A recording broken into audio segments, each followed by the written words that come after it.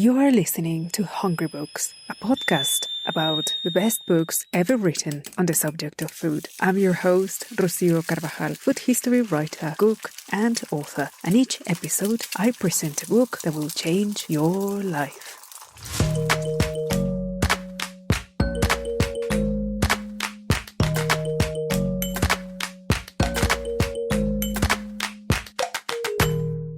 Hungry Books. Well, hello everyone. Hungry Books is back, and I'm very excited to start the second season of the show with a very favorite book of mine, which, yes, is a sort of academic work, but in my opinion, it is quite accessible and a total gem of the ever so growing works that are part of the prolific field of food studies. It is still a reasonably young discipline that has its roots in several other disciplines, like sociology, history, economy, psychology, and anthropology. Feeding the People, the Politics of the Potato, is a great example of how to weave a multidisciplinary approach to explore the genealogy of food policies, democracy, liberalism, and health and nutrition as political issues.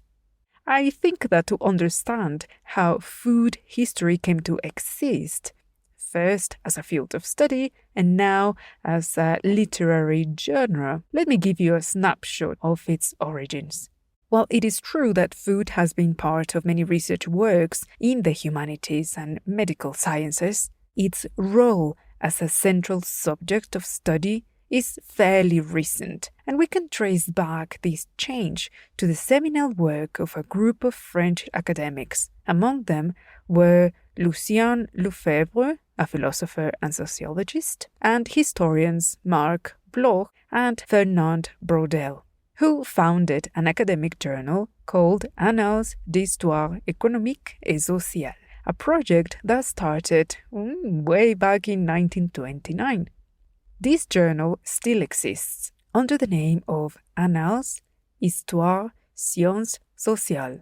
These French scholars' intention was to challenge and change classical historical studies by no longer focusing on the traditional approach of highbrow political history of the ruling classes, but focusing instead on the social and cultural aspects of life and social transformations through history by developing new research methods.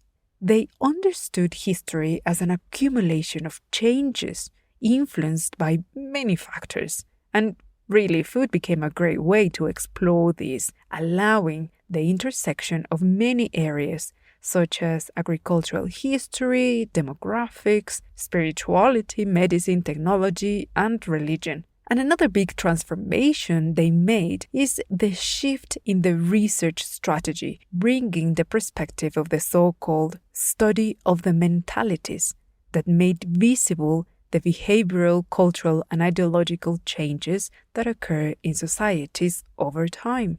And this also came with an intense transdisciplinary collaboration between history, sociology, philosophy, and other areas. All in all, they tried to create new paths to study and interpret cultures in all their wonderful complexity, allowing different voices and perspectives to work together.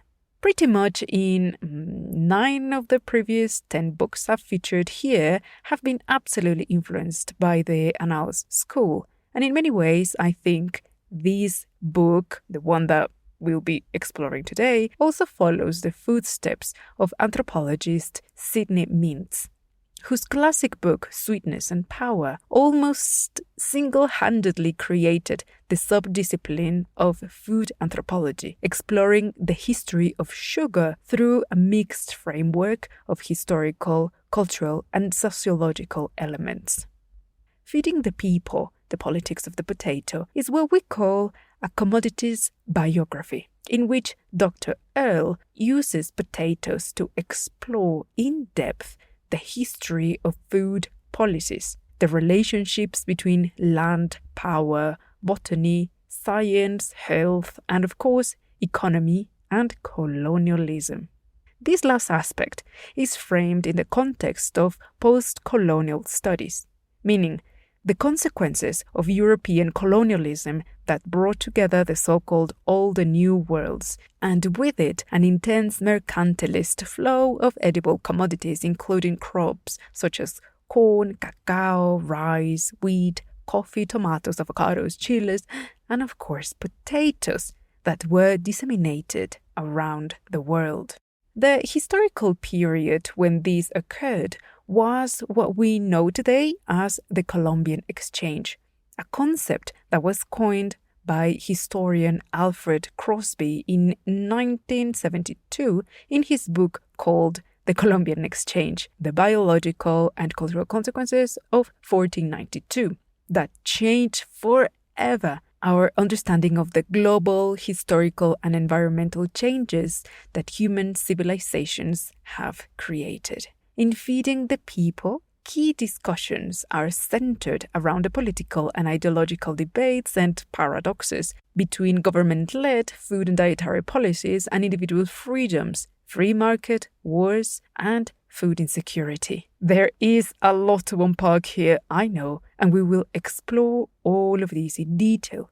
So let's see. This book is divided in 6 chapters, and it closes down with a rather sweet homage to the forgotten potato heroes who championed the cultivation and consumption of potatoes, and a poignant analysis of some of the unresolved debates and paradoxes, and the discussions that are still very much unresolved. Well, we have a lot of potatoing to do, so let's get on with the show.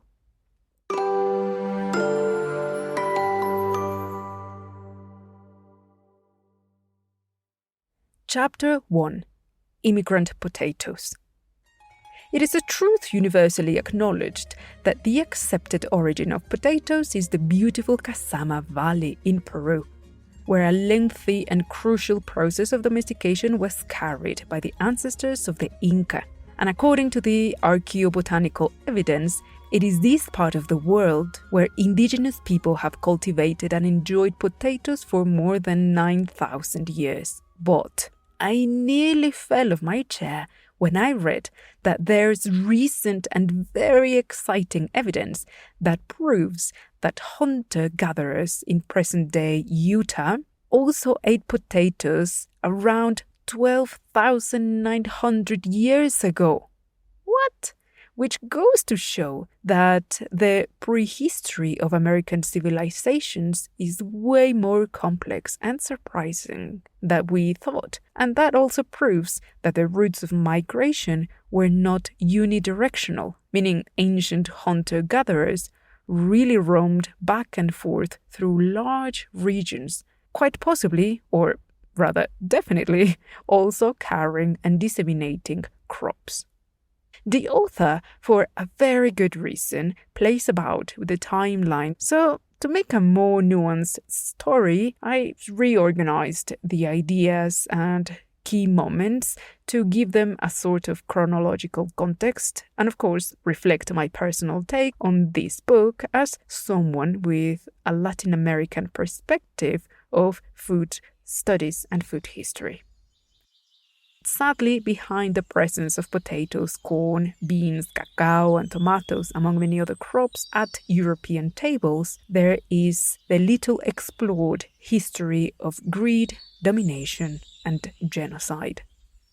The very first accounts about the Americas that arrived in Europe came in the form of letters and other documents from conquistadors and clergymen who traveled shortly after the initial success of military expeditions, while the conquest was still unfolding. In the case of Mexico, it was Hernán Cortés who led the first and largest military campaigns and had the duty to report and update the Spanish monarchs on a regular basis, which he did by writing numerous and extensive letters known as cartas de relación, or first-hand accounts of New Spain, which were heavily embellished to suit a narrative that portrayed Cortés as a savvy and successful conquistador, However, 47 years later, after the fall of the Mexica Empire, Bernal Díaz del Castillo, who took part in the conquest, wrote a famous memoir called The True History of the Conquest of New Spain, trashing Cortés's famous accounts, aiming to set the record straight about the real unfolding of these events. Now,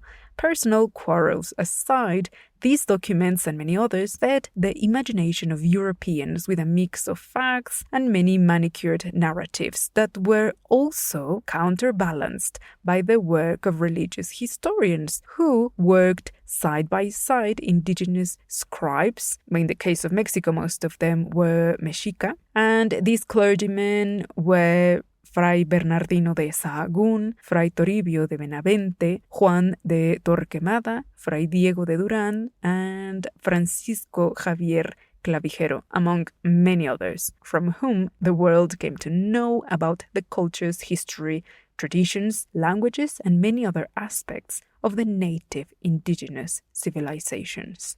The subsequent colonization of Central and South America followed a similar pattern to that of Mexico. And the accounts of this period also depict two versions of the same story.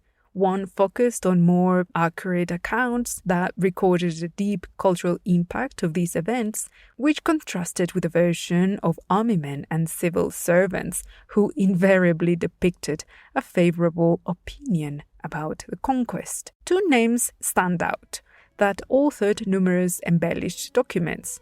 One was the conquistador Francisco Pizarro González, a man I truly and thoroughly dislike. Please Google him. And his relative, a Dominican friar by the name of Vicente de Valverde y Álvarez de Toledo.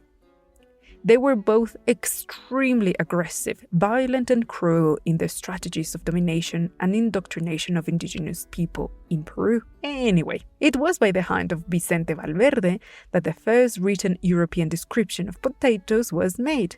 And boy, this man was not impressed. He describes them as tasteless, boring truffles. And, well, at least he did call them by their indigenous Quechua name, which is chuño, and noted the outstanding importance they had in the natives' diet by describing them as the bread of the Indians. It is curious that the original indigenous names of some crops didn't suffer much linguistic transformation. For instance, think of cacao, that became cacao. Aguacatl became aguacate in Spanish, and obviously avocado in English. But check how different some of the many ways in which this tuber has been named in the world. Pomme de terre in French, papa in many Latin American countries, Kartoffel in Deutsch, and Jeminak in Polish. What happened here? Well, check this. Prior to venturing into the colonial territories of the Americas, Spaniards spent many years in the first colonized Caribbean islands, which are present-day Cuba, Puerto Rico, the Dominican Republic, and Haiti, among other smaller islands known as the Spanish West Indies. And it was precisely in Haiti where they came in contact with the Taino culture, who were big fans of Ipoema batatas, which is the scientific name of sweet potatoes, which the Taino people called batata. Spaniards, well, they were thin-eared people and often struggled understanding words and pronouncing indigenous languages. So instead of saying batata, which is very simple, it just has a very soft B, started saying instead patata with P. Several years later, after the conquest of Peru, chuños became one of the many edible commodities of the colonial trade, and that was the moment when Spaniards started calling them patatas. And just follow me. This is when things get really crazy. In Mexico, many indigenous cultures were very familiar with Ipoema batatas, except they were mostly known by the Nahuatl name of camotli. Again, Spaniards couldn't cope with that and called them camote instead of camotli. So, batatas and camotli for Spaniards became camote, and chuño from Peru became patata. And to make things more confusing, across Latin America, patatas are just simply called papa. And if you think this is the end of this linguistic conundrum, well, let me tell you that by the mid-1500s, after the colonial expansion of Europe in Africa, another tuber joined the party, whose botanical name is Discorea rotundata, otherwise known in English as African yams. To the confused eyes and not very discerning palates of 15th century Europeans, potatoes, yams, and sweet potatoes fell into the same category, and in spite of their obvious botanical differences, it was decided that they were all yams. But now that you know the origin of this confusion, we can put this aside and go back to the moment when Spaniards went from having an initial dismissive attitude towards potatoes to going totally crazy after further culinary exploration and experimentation. But more importantly, they quickly understood the cultural and economic value of them, and so chuños or patatas became part of the tribute system of the colonial regime, along with staple crops like corn. This allowed Spaniards to control the price and distribution of these foods, which was indeed a very effective form of social and political control of the economy and the population.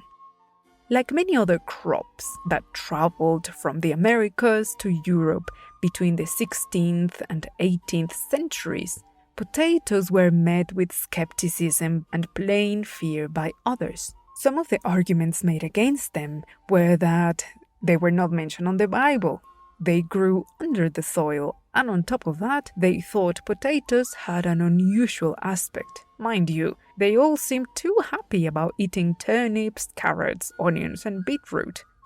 Now, most of us think of present-day botanical gardens as spaces of leisure where we can admire exotic plants and the beauty of greenhouses. But back in the 16th century, before botanical gardens ever existed, royal gardens and private orchards and allotments in monasteries were places where experiments and studies about botany, agricultural methods, and medical herbalism were conducted. Potatoes were studied by European gardeners, physicians, and horticulturalists who sustained an intense correspondence across the continent, exchanging specimens and comparing notes, hypotheses, and experiments. The funny thing was, they could have saved themselves a lot of time, pointless speculation, and effort if these and many other crops had not been simply extracted without any cultural context whatsoever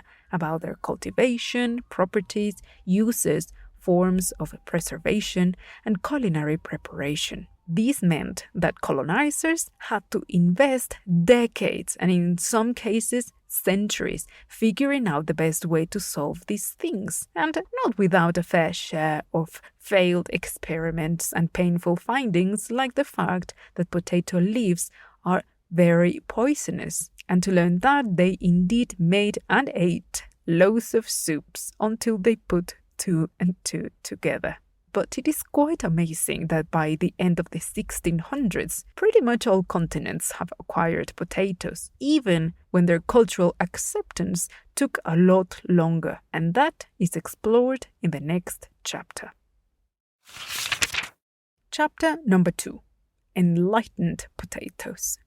The widespread potato cultivation and state-backed consumption in Europe was delayed for a few hundred years after its initial arrival. In fact, it is often the case in history that the adoption of foreign crops starts from the bottom up, meaning that long before monarchs were ever concerned about potatoes, at many remote rural villages and farmlands, people were already consuming them as early as the late 1500s. In different parts of Italy, Galicia in Spain, Brunswick in northern Germany, and southern Poland. And because potatoes are so easy to grow, quite often they were considered as garden stuff, meaning they would have been grown in kitchen gardens by women who actually made them the most skilled potato growers at some point in history.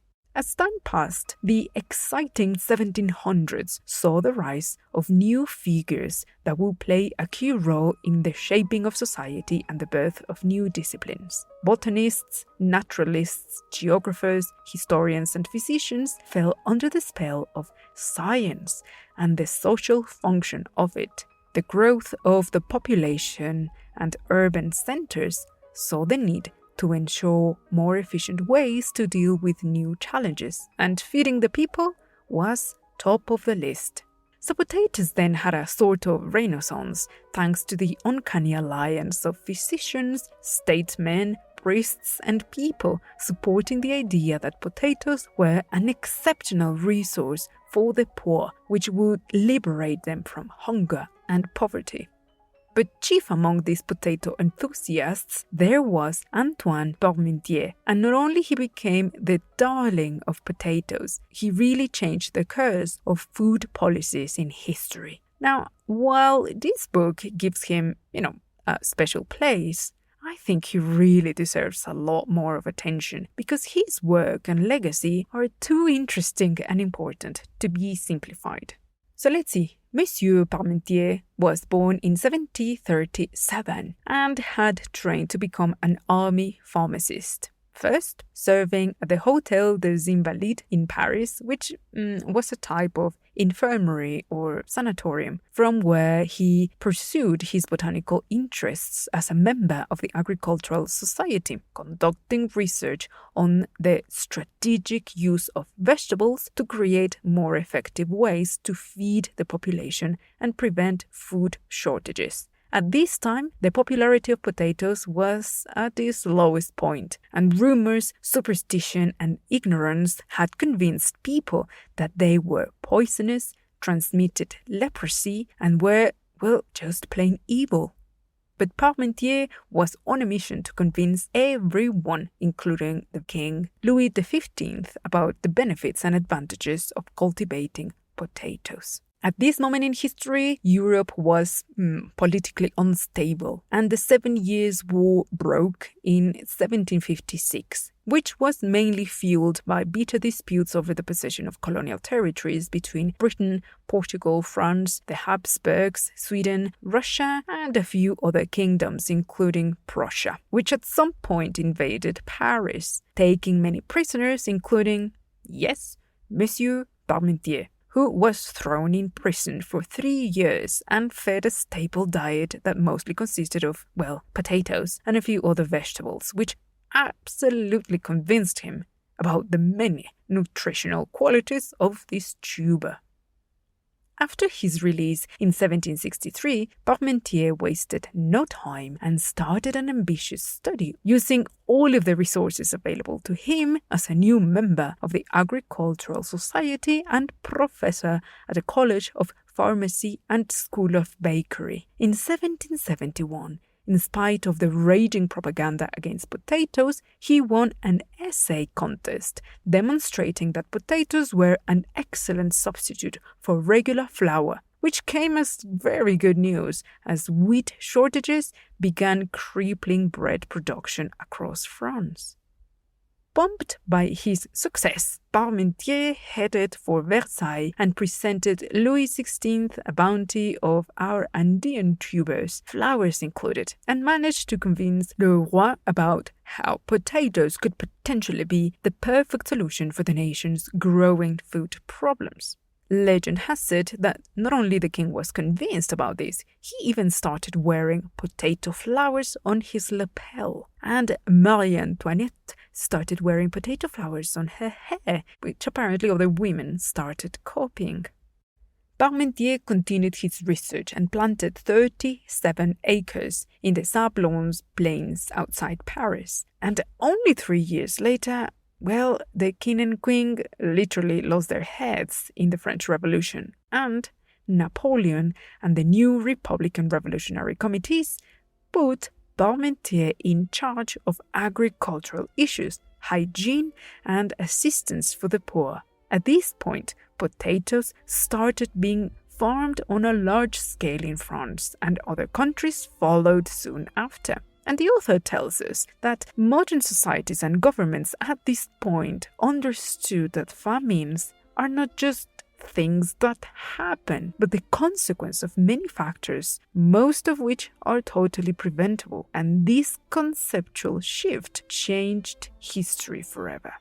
But this is not the end of the legacy of this gentleman, because back when he was busy promoting his treaty and taking part in potato-themed dinners to try and gain adepts for the potato cause, Thomas Jefferson and Benjamin Franklin were invited to take part in one of these events. And rumor has it that Jefferson was so impressed by one of the many potato dishes served at the dinner that he even offered it at a banquet, which apparently was a roaring success. And the name of this wonderful dish, you may wonder? French fries. Now, what Dr. Rebecca wants us to understand is that the potato's new status as a state-supported crop reveals the emergence of new ideas about political economy, public health, and effective statecraft that emerged during the Enlightenment, which slowly changed the state's responses to food scarcity. More complex ideas started to emerge, including the notion that bigger populations increased the strength of a nation. And so, a very early notion of food security became quickly embedded with the notion of nation building and patriotism. Also, food slowly became a political factor of differentiation. Who ate what and why became the foundation of stereotypes. National identities were more than ever projected on national diets.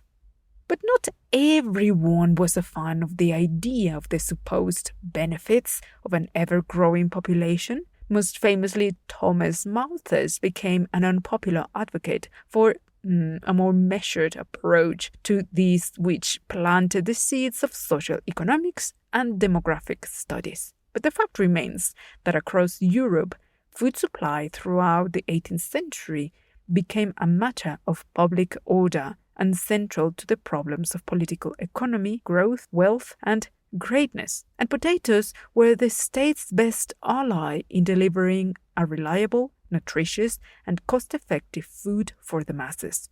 In England, this inspired the creation of the Board of Agriculture and Internal Improvement, together with a committee on potatoes, which sought to promote the mass consumption of ready-cooked potatoes and worked to make prototypes of portable potato roasters, which, believe it or not, became a common sight in the following century during the Industrial Revolution.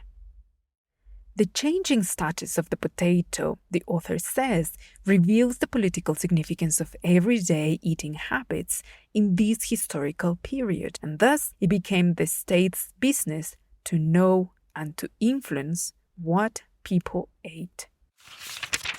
Chapter number 3. Free market potatoes. There is no doubt that moving away from the idea that famines were not the consequence of divine or evil forces was a good thing, because people came to understand that studying weather patterns, planning and taking provisions were all important aspects that required careful consideration to ensure the resilience of food systems, even if they didn't know these fancy words. Added to this, the states were faced with the challenge of balancing the new notions of individual freedoms and public good, and on the other hand, setting limits to the unlimited powers of states was at the core of the ideas behind the French Revolution, which indeed sent shockwaves throughout Europe. Now, scarcity and abundance of food are factors that have shaped human history forever. The food shortages of the late 1700s were the result of a terrible combination of erratic weather patterns and very poor management and planning on behalf of the government. The string of violent uprisings, riots, and marches that, well, of course, in France escalated to a full-blown revolution, became an immediate cautionary tale for other countries. To counterbalance these issues, the notion that people in a position of privilege, had the moral duty to help those in need, saw the rise of charitable initiatives that took the form of soup kitchens in large urban centers. So from Lancashire to Geneva and beyond, hundreds of cities offered free or next to free soups, stews, potages and other meals for all. And a common ingredient used across Europe, of course, was potato. But in spite of the enthusiasm of those who championed these initiatives, the food offered as soup kitchens was often met with disdain and resentment, described as watery, insipid, and in the worst cases, just plain dreadful. But that didn't stop advocates who insisted that these soups were indeed a sort of cure and source of joy and nourishment against poverty, politicizing the idea that happiness was something that state could deliver and in fact should deliver. These ideas were supported by many writers, including François Jean de Beauvoir, Marquis de Châteauroux, author of a treatise on happiness entitled De la félicité publique ou considérations sur le sort des hommes dans les différentes époques de l'histoire, published in 1772. However romantic or delusional as this idea might seem, it wasn't completely crazy. After all, Malthus himself had noted that hungry people are likely to be unhappy and prone to violent acts.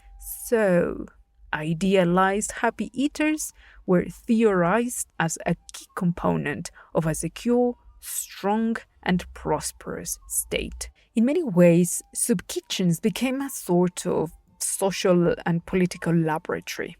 Sir Benjamin Thompson, Count Romford, became, a potato evangelist, preaching about how to achieve public happiness by feeding the masses, which is the central idea of one of his essays called Of Food and particularly of Feeding the Poor, which was widely admired. And he went on to create two types of, let's call them business models.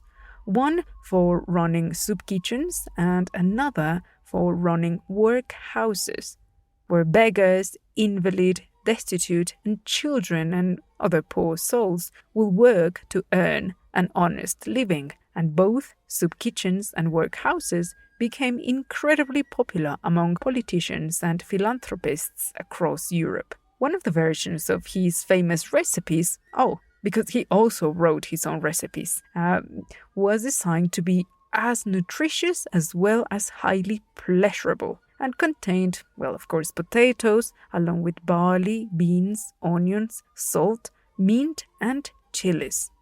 It doesn't sound too bad. And he actually became a big celebrity that traveled across the continent, visiting kitchens and encouraging governments to adopt his ideas. At this point, potatoes had a 360-degree change in the eyes of Europeans. The once feared and mistrusted foreign tubers were now queens of cookbooks and champions of well-being. In fact, it was only a matter of time until a proper heavyweight like Adam Smith also used them to offer examples of how a well-fed agricultural workforce would lead to more productivity, greater surplus, and economic profit for everyone: farmers, landowners, and the national economy. So far, so good. But there were others who saw with skepticism all these changes. And a good example of this is Kant. In his essay, What is Enlightenment?, Kant explores very provocative ideas, and he argues that there are three signs of an unenlightened existence. First, the unquestioned acceptance of whatever one reads on books. That is good advice. 2, allowing religious authorities to determine one's moral codes. Yes, of course, we all agree. And 3, permitting physicians to decide one's diet. Whoa, now we're talking.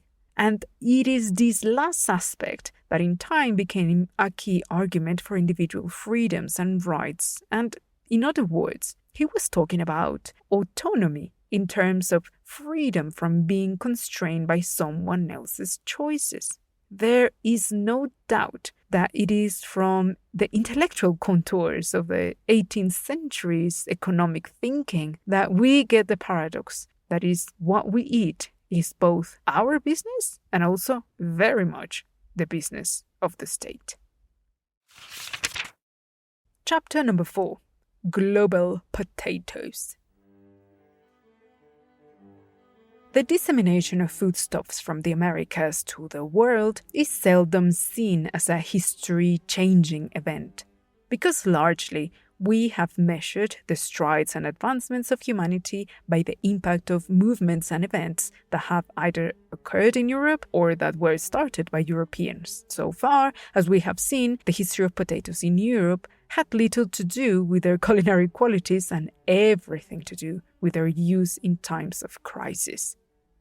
It is indeed very curious that while Spaniards were the ones who did most of the initial dirty job of colonizing the Americas, it was not always them who disseminated the many extracted crops. And one of the reasons is that the new model of mercantilist economy required the creation of commercial alliances. And that is how Portuguese traders introduced Mexican chiles and tomatoes, along with Peruvian potatoes in India and Africa. And, for example, that's why a French botanist helped trafficking coffee into Brazil, and British diplomats took potatoes into Persia in the 19th century. And speaking of Persia, these two diplomats were apparently insufferable. And, of course, they hated each other. One was the Baronet Sir Hertford Jones Bridges, and the other Major General Sir John Malcolm.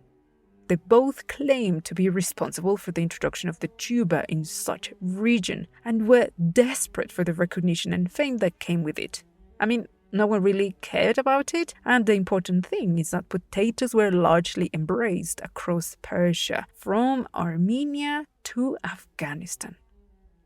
And it is quite remarkable that the creation of dishes that were only made possible thanks to the incorporation of foreign ingredients became so popular to the point of becoming a nation-building food like Persian rice with potato tahdig, a delicious dish made with basmati rice, rose water, generous amounts of butter, saffron, cardamom, and of course, potatoes. What this passage shows is that European colonizers, self-promoting diplomats and other characters such as botanists and naturalists really worked hard to build certain notions around colonial ideologies, such as the uninterested provision of means and guidance to improve the quality of life of actual or potential subjects, which is at the core of the narratives of imperialism. These can also be illustrated with the problematic case of Brian Edwards, a member of the British Parliament and leading member of the Colonial Assembly of Jamaica, who, of course, was the owner of large plantations that had more than 1,500 enslaved African men and women. Edwards wrote several documents that were, mostly popular among like-minded anti-abolitionists. Some of these papers included thoughts on the late proceedings of government respecting the trade of the West India Islands with the United States of America, and a history of the British colonies in the West Indies, in 3 volumes, in which he, tried to demonstrate his endeavors as a benefactor who simply wanted to improve people's lives by creating plantations. And in his particular case, the main crop he produced was breadfruit, which is slightly similar to jackfruit. Meanwhile, in the US, Jefferson was doing his own thing, trying to promote starch-rich crops that will fill up people's tummies on the cheap. And in doing so, he wanted to build his image as a well-intended, fatherly-like politician, without mentioning a word, of course, about the fact that the success of such plantations in America was only made possible thanks to the back-breaking work of enslaved African people, whose skills and agricultural knowledge made it possible to sustain a growing production of rice and potatoes. In Asia, the East India Company, a private merchant enterprise who conquered, subjugated, and plundered India and the adjacent countries, jumped on the imperial wagon's propaganda, saying that they promoted the interest and happiness of the native inhabitants by encouraging the cultivation of certain foreign crops like potatoes, which not only displaced heritage crops like rice, it also caused a profound damage to the traditional foodways and agricultural practices that led entire regions vulnerable and prone to famines. Colonialism indeed had a key role in disseminating crops such as potatoes that had the purpose of solving food shortages and producing profitable commodities like sugarcane, all of which had the support of the fields of studies like natural history and economic botany, which were developed as a tool of Europe's ecological imperialism. As a very eloquent historian, James Edward McClellan III explains in his book Colonialism and Science, Saint-Domingue and the Old Regime. And here comes a very moving example of a cultural response to the introduction of foreign crops.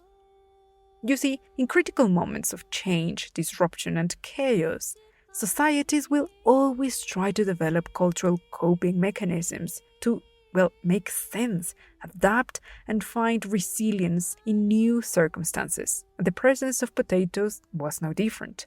Their incorporation into rituals and cosmovisions or worldviews of India's culture are a great example of these, as they became part of the foods consumed during religious fasting and also a prominent ingredient in times of feasting.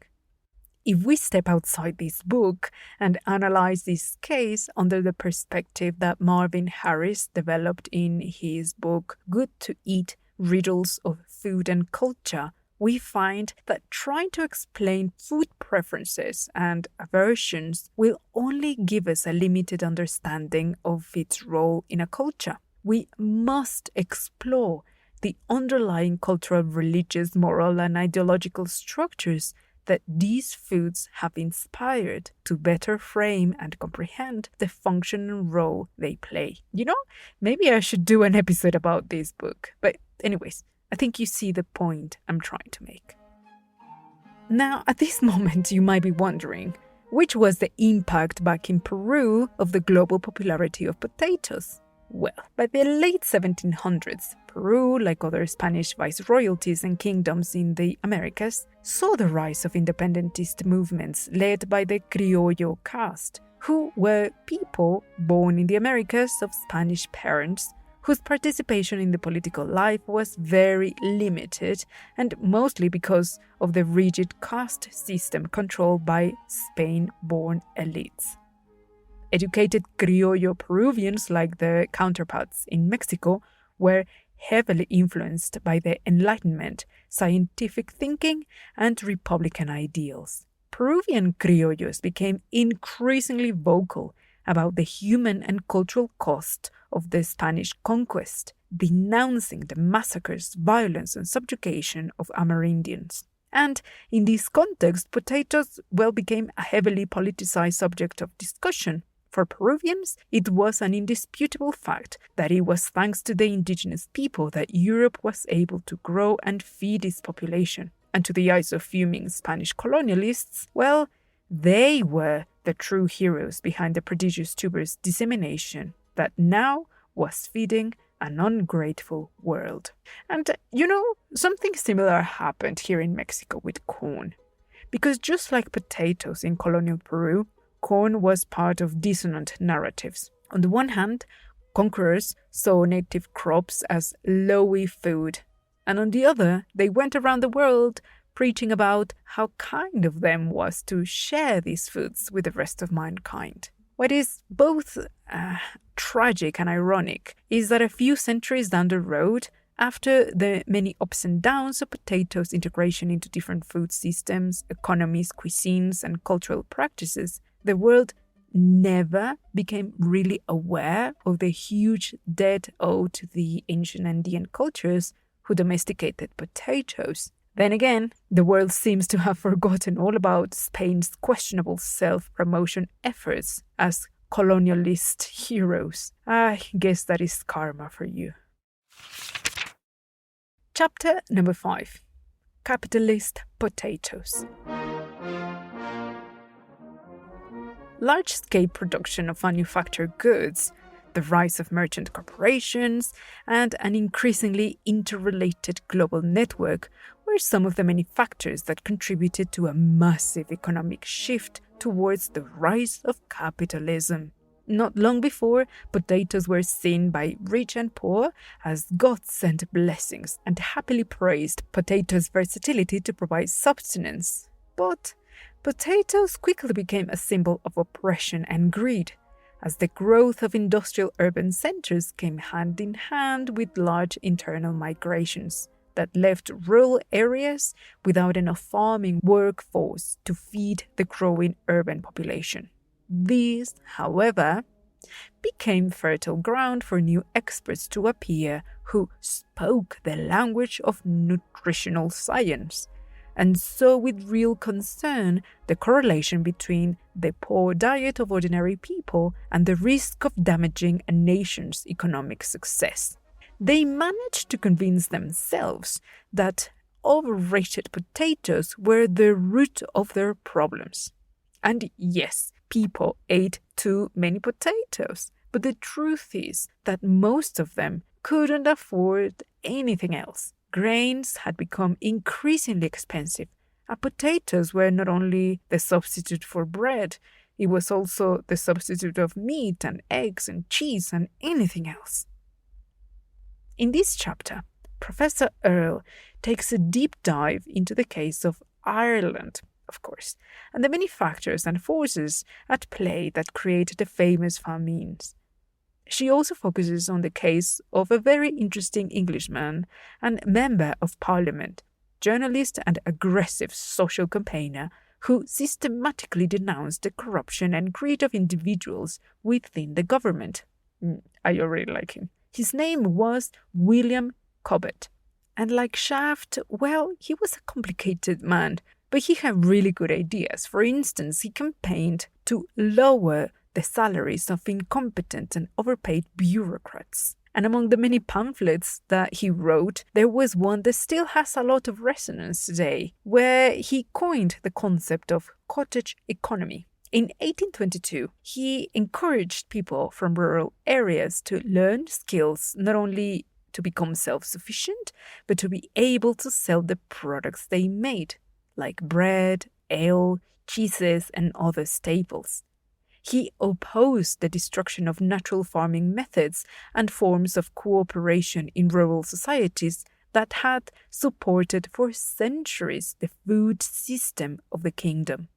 Cobbett fought against the imposition of intense potato farming because it displaced native crops, rapidly exhausted the soil's nutrients, and he argued that they couldn't possibly be a permanent substitute for grains, milk, and meat. In essence, for Cobbett and other less vocal and less prominent critics, the political use of potato was the cause of terrible problems. By the 1840s, the population of most European nations depended heavily on potatoes, often eating them 3 times a day in places like the Netherlands and parts of Germany. In Sweden, the crop constituted almost 40% of the total harvests, and Russians ate annually 185 kilos of potatoes per capita. Yes, the health of poor urban dwellers and farmers had declined. Was this the fault of people's stubbornness and ignorance? Of course not. That would be victim shaming. But many physicians and nutritionists back then had the nerve to blame it all on the population.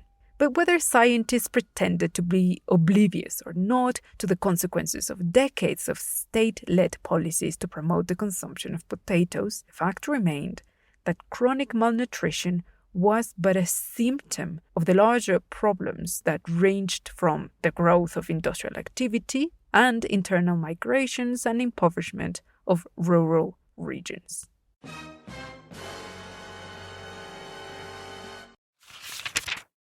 Chapter 6: Security Potatoes.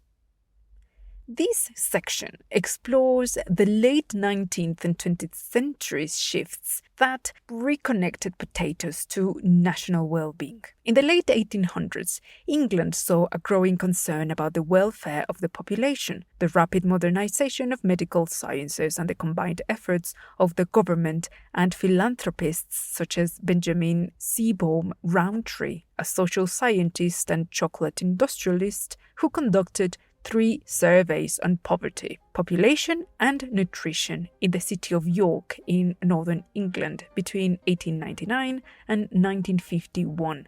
His works inspired new and more ambitious programs to tackle social inequalities, and for him it was not only a moral duty but also a means to prevent the escalation of poverty-related problems such as limited access to education, basic housing services, hunger, and malnutrition. It was largely agreed that long-term changes of the population consumption habits and improvements of their nutrition had to start at home, and that inspired many efforts to educate present and future housewives into the basics of domestic economy and cookery by implementing mandatory classes for working-class girls. The enduring impact of the First World War, that went on from 1914 to 1918, forced countries across Europe to implement changes to ration and control food supplies for the population, which in time would serve as, experience for the following war. By 1916, Britain created the Ministry of Food Control.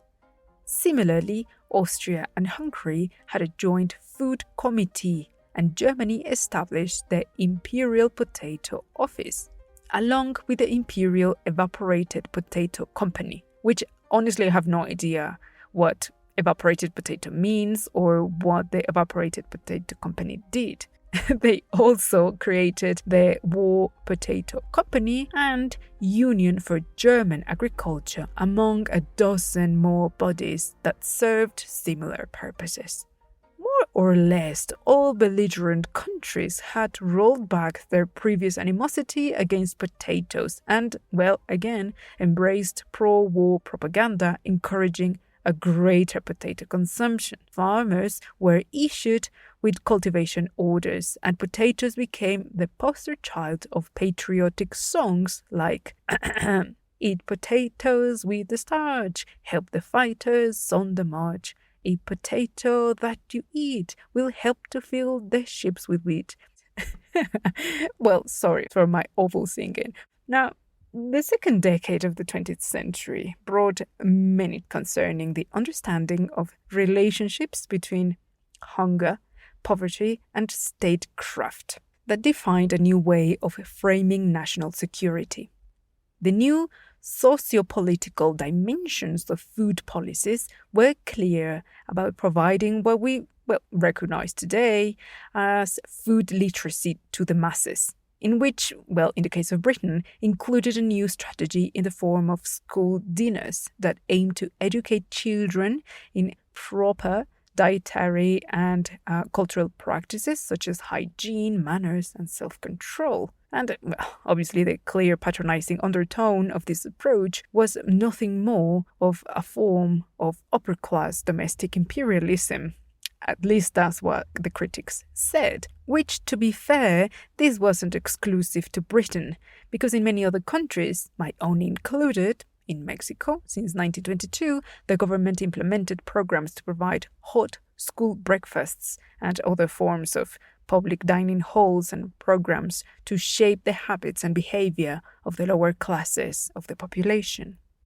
Back in Europe, at the end of the First World War, there were many renewed efforts to better agricultural production, but this time with the support of modern technology, creating more resilient, tastier, better cultivars of staple vegetables, And, well, this was imperative to prevent similar scenarios of scarcity.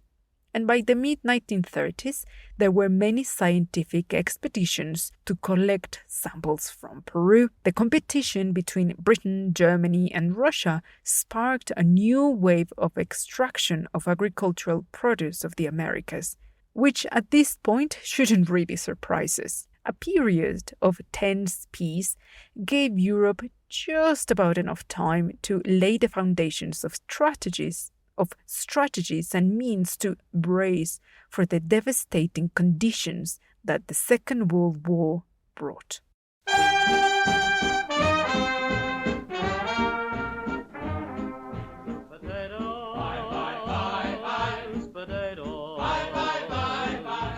Big or small, short or tall, potato Pete has got 'em all. Across the continent and even in the US, campaigns to plant potatoes and pamphlets with dozens of recipes championing these tubers became heavily politicized and symbols of resistance, nationalism, and home building.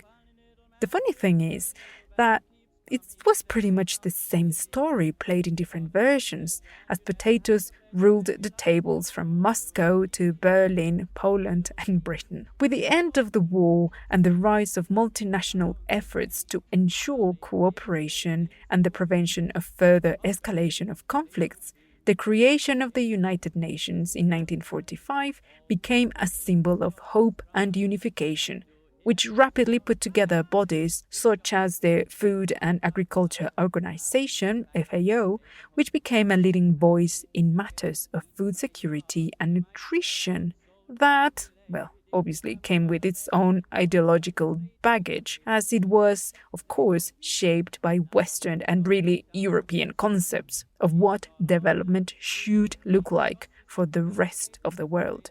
The impact of the FAO's policies not always aligned with culturally adequate solutions to the changes imposed to traditional foodways and food systems, creating a new set of problems and challenges that, well, mostly affected the developing world. The slow shift to a more nuanced and adequate form of assessment and creation of region-specific solution has occupied the United Nations for, well, at least the last 40 years.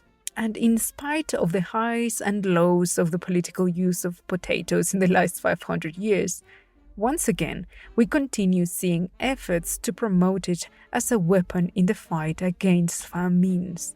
For instance, in 1959, it was declared the International Year of the Potato, and this was repeated in 1928. In Peru, in 2005, the government declared May the 30th to be National Potato Day, and similarly, Mexico declared September 29 National Corn Day, just in 2019. Now, because these aspects actually intersect with the research I recently finished for my last postgrad, I can tell you that the rise of present-day culinary nationalism around the world, but particularly in Latin America, has been the product of domestic, cultural and economic policies, as well as international efforts led by UNESCO to promote the subscription of intangible practices, expressions, knowledge and skills to the list of cultural heritage of mankind. With that, all nations have been encouraged to identify, study and catalog resources that will be framed and sort of resignified as cultural resources, which are key to develop new tourism and economic models of development. In other words, it is no coincidence that in recent years you have seen a growing promotion of the culinary traditions of Peru, Mexico, and many other countries, which of course is great. It raises awareness of the historical and cultural value of those gastronomies and has enabled the creation of new economic ecosystems like culinary tourism. However, again, this came with its own particular issues, such as the invisibilization and limited participation of indigenous farmers and cooks whose heritage continues to be exploited and appropriated, this time not only by foreigners, but also by middle and upper classes who, intentionally or not, have fetishized, exoticized, and otherwise trivialized their traditions for economic profit, and also, as means of creating new ways of self-representation. And I will stop myself because I can get carried away. The point is that Professor Earle reminds us that all of these, recent changes have served as a fertile soil for younger generations of farmers, activists, scholars, and cooks who seek to reconfigure the dynamics of the food production chain and create value by engaging everyone, farmers and consumers, with meaningful and ethical relationships in which, yes, the narratives of culinary nationalism do play a big role, but one that seeks to overturn centuries of prejudices and disparagement towards indigenous traditional foodways. Now, before going to the 5 reasons and why I think you should read this book, you should be convinced, right? But let me tell you a little bit about the author, Dr. Rebecca Earle.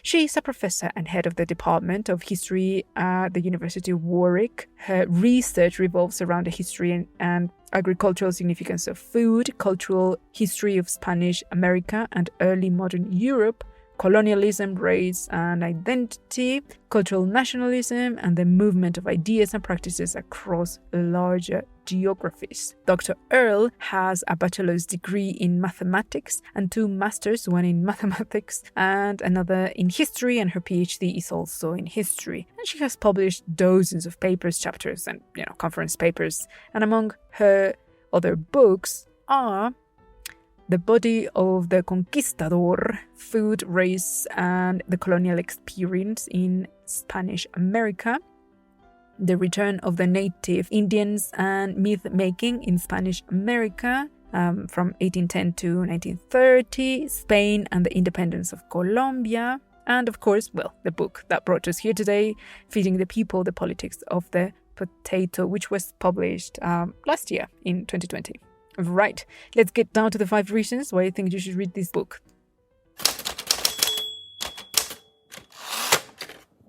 Reason number 1. While the book does have many elements about the global history of potatoes, it really focuses mostly in Europe and of course in Britain, where the author is from. But it's undeniable that the rich analysis and the very enjoyable political and economic history she explores are indeed enlightening. Following the history of potatoes reveals how our modern attitudes towards eating became embedded in a particular version of statecraft and the complex and changing relationships between individual rights, freedom, and public policy. Number 2. In the past months, I have read a lot about food sovereignty and biocultural heritage, which is why several things resonated in a very different way than they did the first time I read this book. Specifically, the importance of recognizing the contribution of farmers to the farming techniques, adaptation and creation of cultivars on both sides of the Atlantic.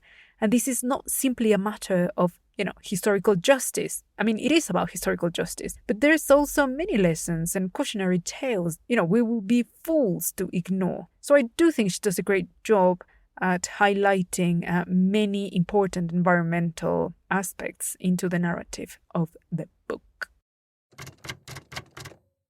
Number 3. The history of mankind can be perfectly explained by analyzing the way in which we have solved and negotiated our need to cooperate and our tendency to act out of self-interest. Those 2 things are inseparable constants, and of course over time they have become more complex.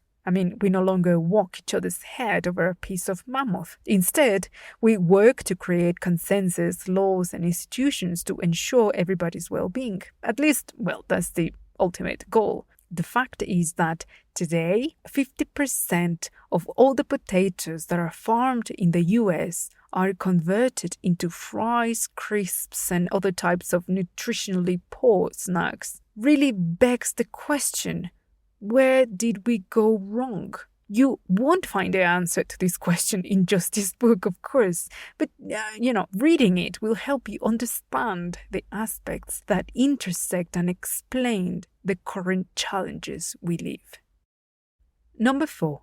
This book does a great job at showing how many foodstuffs, whether it's potatoes, corn, wheat, rice, or any other starchy staple, has been introduced into another food system, and how these has had enormous consequences and repercussions because they had inevitably inspired different attitudes, social, cultural, economic, and political functions that have changed over time permanently and in a pendular way, responding to the predominant forces, interests, and needs of the time. So in essence, it will make you think of foreign foodstuffs that are now staples into your culture with a very different perspective.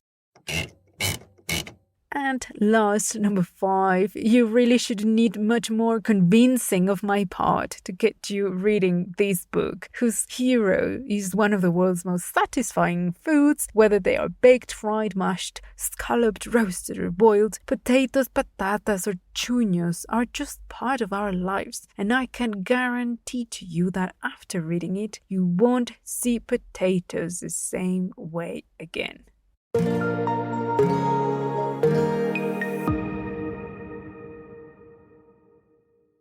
Well, that was a good comeback, and I want to thank you for listening to this episode that was written, researched, and produced by me, Rocio Carvajal.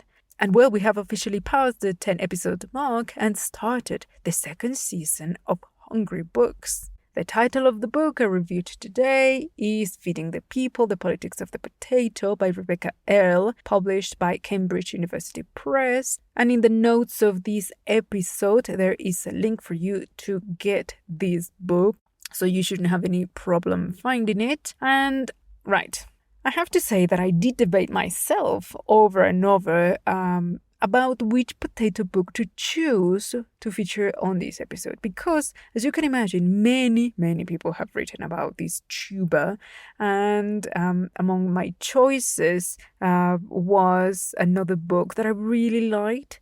It's called The Untold History of the Potato by John Reader. I really enjoyed that book, but ultimately I decided for Rebecca's because, in my opinion, it goes deeper into certain aspects and it's a bit more complex, which, doesn't mean that you won't enjoy John Reader's work, which is why I will include the link for you to get that book as well and further your potato education. Remember, you can connect with me on social media. Find me on Instagram. Well, find the podcast as Hungry Books Podcast. Or if you have a lot to say, well, you can send me an email to hello@passagipotle.com. And the next episode will take us to the sun-kissed west coast of Italy, where we will explore the thrilling history of Limone Feminello's sfusato almafitano, aka lemons, and we will travel to the 15th century to meet up with the Medici, and from there all the way to the 20th century to mafioso run orchards, and it will be amazing. In the meantime, well, go check my other podcast, Passagipotle, where I explore the culinary treasures of Mexico. Until then, be excellent to each other, my friends, and more importantly, stay hungry.